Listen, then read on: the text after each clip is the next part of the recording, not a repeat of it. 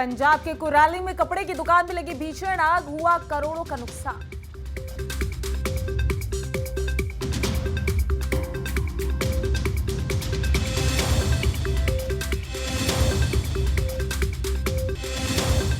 Punjab police के intelligence headquarter पर हुआ हमला, सीएम ने कई गिरफ्तारियों का किया दावा।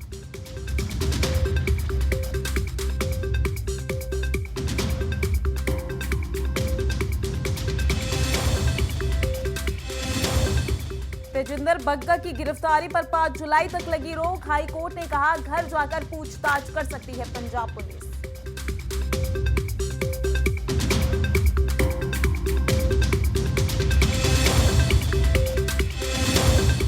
विरोधी दल ने आप सरकार पर साधा निशाना, कहा पंजाब में आतंकवाद की शुरुआत।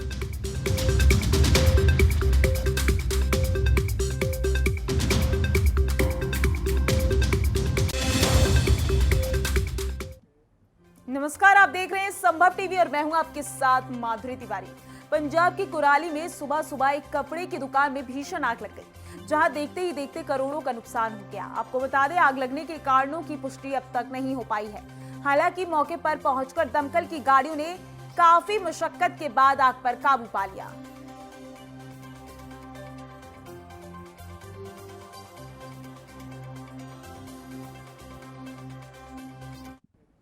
पंजाब पुलिस के मोहाली स्थित इंटेलिजेंस विंग के हेडक्वार्टर पर हमले की टेरर एंगल से भी जांच की जा रही है। रॉकेट प्रोपेल्ड ग्रेनेड अटैक होने की वजह से बड़े अफसर जांच में जुटे हैं। शुरुआती जांच में ये भी पता चला कि हेडक्वार्टर की बिल्डिंग के बाहर से ही ये हमला किया गया है।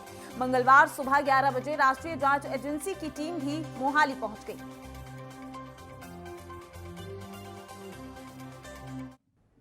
दिल्ली के भाजपा नेता तेजिंदर बग्गा केस की मंगलवार को पंजाब एवं हरियाणा हाईकोर्ट में सुनवाई हुई। इस दौरान दिल्ली और हरियाणा में पंजाब पुलिस को डिटेन करने पर बहस हुई। सुनवाई तकरीबन सुबह 11 बजे शुरू हुई। दिल्ली पुलिस, हरियाणा और पंजाब सरकार के वकीलों का पक्ष सुनने के बाद हाईकोर्ट ने 5 जुलाई तक बग्गा को गिरफ्तार करने पर रोक लगा दी है। हालांकि हाईकोर्ट ने यह भी कहा है कि पंजाब पुलिस चाहे तो इस दौरान दिल्ली में बग्गा के घर जाकर उनसे पूछताछ कर सकती है। बग्गा पर अरविंद केजरीवाल के खिलाफ टिप्पणी के बाद मोहाली के स्टेट साइबर क्राइम थाने में केस दर्ज किया गया है।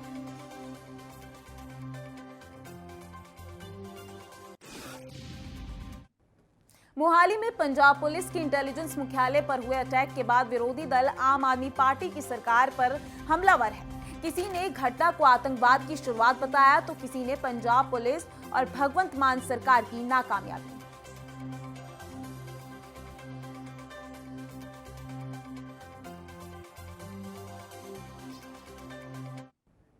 भाजपा के राष्ट्रीय अध्यक्ष जेपी नड्डा अंबाला में अटल कैंसर केयर सेंटर का उद्घाटन करते हुए कहा कि अटल कैंसर केयर सेंटर जो आज जनता को समर्पित हुआ है, इसमें कई मॉड्यूलर सुविधाएं दी गई हैं और इसमें जो आधुनिक मशीनें लगाई गई हैं वो पीजीआई चंडीगढ़ के बाद उत्तर भारत के किसी दूसरे अस्पताल में लगाई गई हैं। आपको बता दें, इस अस्पताल का लाभ हरियाणा, पंजाब, उत्तराखंड और अन्य राज्यों के लोग भी लेंगे। देश का सबसे बड़ा कैंसर अस्पताल अब हरियाणा के झज्जर में स्थापित किया गया है। लगभग 2035 करोड़ रुपए की लागत से बनाया गया ये 710 बिस्तरों वाला सबसे बड़ा कैंसर अस्पताल है। अभी मैं अगर अंत्योदय की बात करूं तो देखिए अंत्योदय में भी क्या हुआ। अंत्योदय नहीं, आयुष्मान भारत। तो आयुष्मान भारत में भी क्या हुआ। अगर हमने गरीबों को 5 लाख रुपए सालाना मोदी जी ने दिया तो खट्टर जी उसमें भी पीछे नहीं रहे, अनिल विज उसमें भी पीछे नहीं रहे। इन्होंने भी कहा कि जिसकी आमदनी 1,80,000 सालाना से कम है उसको हम भी देंगे और उसको साथ में जोड़ लिया। ये एक सोच के साथ काम करने वाली सरकार है, इसको हमको समझना है। और जो कार्यक्रम आपने शुरू किए हैं, फिर चाहे वो महिला समृद्धि योजना है, माइक्रो क्रेडिट स्कीम है, स्मॉल बिजनेस प्लान है, एजुकेशन की स्कॉलरशिप है, विमेन एम्पावरमेंट है, मेरा परिवार मेरी पहचान योजना है, मेरा पानी मेरी विरासत ये योजना है, ये सारी योजनाएं। और सबसे बड़ा बात है कि हरियाणा का डिजिटल योजना, जिस डिजिटल योजना में भ्रष्टाचार को जड़ मूल से समाप्त किया है और सरकार की 485 स्कीमें 37 विभागों की डिजिटली कर दी गई हैं और कोई बीच में बिचौलिया नहीं है। वो सीधे मनोहर लाल जी और अनिल विज का कार्यक्रम जनता तक जा रहा है, इसको भी हमको समझना। वहीं भाजपा के राष्ट्रीय अध्यक्ष जेपी नड्डा ने कहा कि देश में करीब 1.5 lakh health and wellness centre बनाए जा रहे हैं, जिसमें से 1.18 lakh health and wellness centre अब तक बनाए जा चुके हैं और हरियाणा में भी ऐसे 1147 सेंटर स्थापित किए गए हैं। इनमें स्क्रीनिंग की ऐसी व्यवस्था है जिससे वक्त पर कैंसर और दूसरी बीमारियों का पता चल सके। अभी भारत सरकार ने बहुत सी स्कीम्स ली हैं। एक स्कीम है जिसमें हम पॉपुलेशन बेस्ड स्क्रीनिंग कर रहे हैं और 30 साल की उम्र में ये जो national program for prevention and control of cancer और कार्डियोवैस्कुलर डिजीजेज है, इस प्रोग्राम के तहत 30 साल की उम्र में अर्ली डिटेक्शन के लिए हम प्रावधान कर रहे हैं ताकि किसी को कैंसर किसी का 3rd स्टेज और 4th स्टेज में ना पकड़ाए, शुरू में ही पता चल जाए और उसका इलाज शुरू हो सके। इस बात को हम लोगों ने करने का प्रयास किया है और मुझे खुशी है कि मनोहर जी ने अभी भी घोषणाएं की कि हम कैंसर के इलाज के लिए और कैंसर पीड़ित व्यक्ति के लिए 2,500 रुपये उसको महीने का देंगे और इसके साथ साथ उन्होंने जो ट्रैवलिंग फ्री की है कैंसर के पेशेंट्स की, ये बहुत बड़ी मदद है जिसको हमको ध्यान में रखना चाहिए। अगर मैं हेल्थ एंड वेलनेस सेंटर की बात करूं, क्योंकि स्वास्थ्य के क्षेत्र में बहुत काम हुए हैं, जो ये मैंने कहा कि 30 साल की उम्र में हम सबका चेकअप कराएंगे, कैंसर है कि नहीं है, कार्डियोवास्कुलर डिजीज है कि नहीं है, तो इसके लिए हेल्थ और वेलनेस सेंटर बनाए जा रहे हैं। 1.5 लाख देश में हेल्थ एंड वेलनेस सेंटर बन रहे हैं। 2018 में बीजापुर छत्तीसगढ़ में इसका प्रारंभ किया था और आज मुझे खुशी होती है ये बताते हुए कि 1,18,000 वेलनेस सेंटर बन चुके हैं और वह कार्यरत हुए हैं और हरियाणा में भी 1147 हेल्थ और वेलनेस सेंटर यह बन करके तैयार हुए हैं और उसके माध्यम से आपकी स्क्रीनिंग की व्यवस्था की। हरियाणा मैकेनिकल कर्मचारी यूनियन ने आज झज्जर में धरना प्रदर्शन किया और अपनी मांगों को एसपी के माध्यम से मुख्यमंत्री तक पहुंचाया। इसके साथ ही उन्होंने ज्ञापन भी सौंपा। साथ ही कर्मचारियों ने कहा कि एक शिष्टमंडल 13 अप्रैल को पंचकुला DIC कार्यालय में मिलने गया था, लेकिन वहां पर उन्हें अगली दे दी गई, जिस पर शिष्टमंडल ने बात करनी चाहिए तो उन्हें बर्खास्त कर दिया गया। इसी का विरोध करते हुए पूरे प्रदेश में हरियाणा मैकेनिकल यूनियन के कर्मचारी धरना प्रदर्शन कर रहे हैं। मैकेनिकल कर्मचारी यूनियन रजिस्टर नंबर 781 संबंधित हरियाणा कर्मचारी महासंघ, आज का जो झज्जर में धरना प्रदर्शन है, ये हमारी 13 तारीख को जो फील्ड में कार्यरत कर्मचारी हैं उनकी जायज़ मांगों के बारे हमारे प्रमुख अभियंता से मिलने गया था हमारा केंद्रीय शिष्टमंडल। वहाँ उन्होंने बगैर किसी पूर्व सूचना के वहाँ पहुँचने पर बताया गया भैया आज का तो है 13 तारीख का टाइम पोस्टपोन करके 21 तारीख को आपको दिया गया। उसके एवज में जब इनको कोई पूर्व सूचना होने के कारण अपने उसका प्रयोग करते हुए भैया के उसमें तो इन्होंने जो है वहाँ उनका विरोध किया।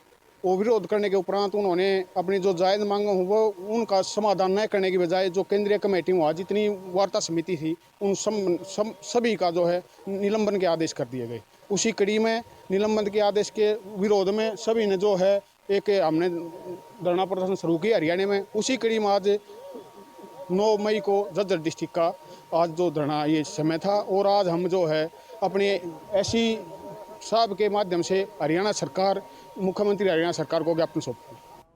जम्मू कश्मीर पुलिस मुख्यालय की DSP एवं सूचना अधिकारी स्वाति शर्मा ने RTI में अपने पत्र के द्वारा खुलासा किया है। आतंकवादियों के हाथों जम्मू में वर्ष 1989 से आज तक सिर्फ 2 कश्मीरी पंडित मारे गए, जबकि इस दौरान आतंकवादियों द्वारा मारे गए कुल 274 लोगों में से 197 हिंदू, 37 मुस्लिम, 36 सिख और 2 लोग अज्ञात थे। वहीं दूसरी ओर जोनल पुलिस हेडक्वार्टर कश्मीर के जन सूचना अधिकारी ने अपने 1 अप्रैल 2022 के पत्र द्वारा सूचना देने से इनकार करते हुए कहा कि आतंकवादियों के हाथों मारे गए कश्मीरी पंडितों और मुसलमानों और अन्य धर्म के लोगों की संख्या बताने से पलायनकर्ताओं की घर की वापसी की सूचना देने से देश की एकता, अखंडता और सुरक्षा खतरे में आ जाएगी। भारत सरकार ने जम्मू कश्मीर में जो कश्मीरी पंडित मारे गए या मुसलमान मारे गए आतंकवादियों के हाथों में, उसके बारे में हमें बड़ी ही चौंकाने वाली सूचना आरटीआई में दी है। Government of India ministry of home affairs के डिप्टी सेक्रेटरी एवं सेंट्रल पब्लिक इंफॉर्मेशन ऑफिसर कविराज साबर ने पिछले महीने अपने 26 अप्रैल 2022 के लेटर में हमें ये चौंकाने वाली सूचना दी है कि भारत सरकार नहीं जानती कि 1989 से लेकर आज तक जम्मू कश्मीर में आतंकवादियों के हाथों में, मिलिटेंट्स के हाथों में से कितने कश्मीरी पंडित मारे गए, कितने मुसलमान व कितने अन्य लोग मारे गए। उन्होंने बताया कि 1,54,712 लोगों ने वहां से पलायन किया आतंकवाद के कारण से, और इनमें से कितने लोगों को वहां पर घर वापसी हुई है, कितने लोगों को वहां पर रीसेटल किया गया है, ये सूचना भी भारत सरकार के पास नहीं है। और चौंकाने वाली सूचना, जम्मू क्षेत्र की जो पुलिस की अधिकारी हैं, डीएसपी स्वाति शर्मा, उन्होंने बताया कि वहां पर 274 लोग आज तक 1989 से लेकर आज तक मारे गए हैं। उनमें से सिर्फ 2 ही कश्मीरी पंडित थे, ओनली 2 कश्मीरी पंडित, और 197 जो हिंदू थे, 37 मुसलमान थे, 36 सिख थे व 2 अन्य थे। और सबसे बड़ा अजूबा तो कश्मीर पुलिस के जो जोनल पुलिस कार्यालय है, उसका हेडक्वार्टर है, वहां के जो जन सूचना अधिकारी हैं, उन्होंने तो कमाल ही कर दिया। उन्होंने कहा कि अगर ये सूचना आपको दे दी गई कि कितने आतंकवादियों के हाथों में कितने लोग कश्मीरी पंडित मारे गए और कितने लोगों को घर वापसी हुई है, ये बता दिया तो देश की एकता, अखंडता और सुरक्षा खतरे में पड़ जाएगी। हरियाणा के झज्जर में पूर्व शिक्षा मंत्री गीता भुक्कल ने कहा कि कांग्रेस पार्टी में किसी प्रकार की नाराजगी या गुटबाजी नहीं है। सभी नेता एकजुट होकर कांग्रेस का ग्राफ बढ़ाने में लगे हैं। उन्होंने ये भी कहा कि नवनियुक्त हरियाणा के अध्यक्ष उदय भान की अगुवाई में पदाधिकार और कार्यकर्ता एकजुट हैं।